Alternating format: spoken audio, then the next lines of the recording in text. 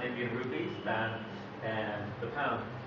But even though we're a small country, as I said, we're part of that very big European Union. And because we're part of Europe, and because our government has set our country up to be an export-driven market, we actually have a very, very high standard of living.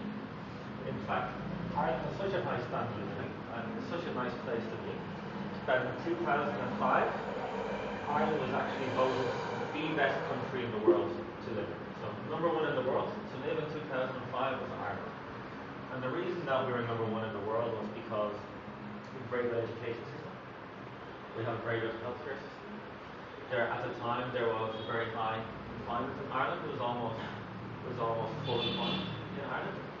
And after we had spent on our monthly necessities like our mortgages or our cars and our food, we still had more disposable income left in our pockets than anybody else in Europe, which meant that we all had very nice lifestyles. We like to go out to restaurants, and we like to buy nice things. So that meant that Ireland was actually a very nice place to be. Our government has also put down a very low corporate tax rate of about 12.5%. Okay?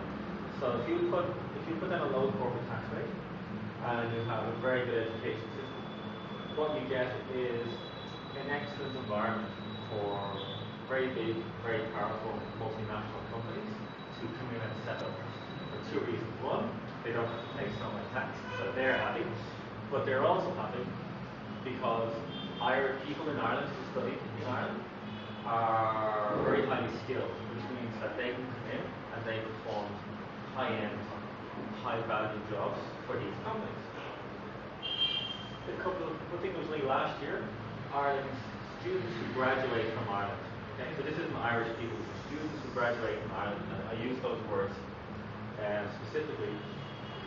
Students who graduate from university in Ireland are regarded as the most employable graduates in Europe. So that means that the skills that we teach in the universities, as well as the content and the knowledge that we help you pull together, the soft skills that you learn in terms of presentation and working with groups, means that you're highly valuable to the many multinational companies that are in Ireland. So, for those reasons, it presents a great opportunity for students like yourselves to come over, because you know you're going to get a good education, and then you obviously know, from what I said, that there are big multinational companies there that have looked at Ireland and said, yes, Ireland is where we want to be. In fact, in the last 2 years, I think 11 companies from India have actually opened up bases in Ireland, including TCS, Telecommunication Services. They're the latest company from India to open up a centre in Ireland. So not only are multinationals from the US and so forth, even big companies in India now are realising Ireland's a good place. Ireland's a good place to be. So what we offer students then as a country is the opportunity to come into a very developed economy, a very developed country, an English-speaking country at that. We also offer the opportunity to gain an excellent education that's going to be recognised within Ireland, Europe, and indeed around the world, including back home here in India. We also offer access to some of the best companies in the world, like Microsoft, Dell, eBay, Google. I can list off hundreds of IT companies. We can go into like biomedical companies like Pfizer, like GlaxoSmithKline. We've also got 50% of the world's financial services companies there. So massive amounts of opportunities are there. So that's what else we offer. We offer you access to these companies. So the question obviously that you guys have is, how do I access those companies? And really how you do that is that you choose a course in Ireland that best meets your needs. Okay? So my university is called British College Dublin. As I said, we're the largest private institute in Ireland. We've been established now for 40 years.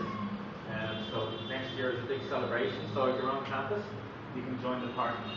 And we are based in Dublin City, which is the largest city, in Cork City, which is the second largest city, and finally Limerick City, which is the third largest city in Ireland. So we actually have 3 campuses all around Ireland. We offer courses in many disciplines, but I'm guessing here, let me see if show of hands, who wants to do an MBA? Two for an MBA. I'm surprised. I thought there'd be more. Who wants to do a master's in IT? One more. Okay. And our friends at the back who are very quiet. What would you like to do? Physical therapy. Physical therapy. Right. Your friend. You're here for moral support, yeah? Pharmacy. Pharmacy. Pharmacy. Okay. So 2 for MBA, 1 for IT, 2 for pharmacy, and 1 for physiotherapy. That's great. What I'll do is I'll talk about what I can offer first, which is Masters of Science and MBAs. And I'll give you a little bit of information about pharmacy and physiotherapy, but unfortunately I don't have anything in my institution directly. But for a student sort of coming in to do something like IT, the opportunity is probably the greatest at the moment, in terms of there is a huge number of vacant jobs in Ireland that cannot be filled within the existing workforce in Ireland.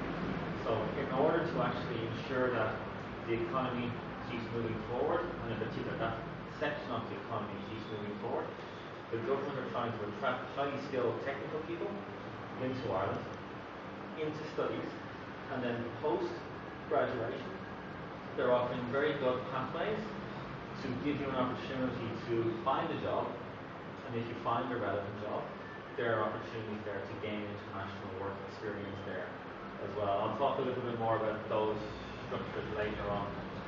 So the master's programs in my university, they're 1 year in IT. They consist of 3 semesters. Basically, 2 of those semesters are academic semesters. Basically, where you're in the classroom, we're helping you learn more and build on the skills that you would have learned from your undergraduate qualification. The final semester, which is the 3rd semester, which is generally done over the summer months. If you start in September, if you start in February, it's done within the normal semester structure. It's basically your research dissertation, or in this case, it's your MSc project. Your MSc project in IT basically consists of you creating software that does something. Whatever that something is, that's up to you. That's one part. The other part then is creating or telling the story of the project from start to finish. So from your research and analysis and your software design right to your testing and recommendation for the next version. And while that builds up and that is ultimately what gets you your master's, that is also kind of a talking point. It's your saleable feature when you go looking for a job in Ireland. Because when you sit down with a HR person, they're going to say, well, tell me about your course, tell me what you've done. And that's where you can actually say, well, I did a project on this is how I approached it, these are the technologies I used, and that's your chance to impress them, because you can bring in your project documentation and they can see that this guy knows that this guy's definitely a software developer. He knows how to code, but he also knows how to comment and so forth.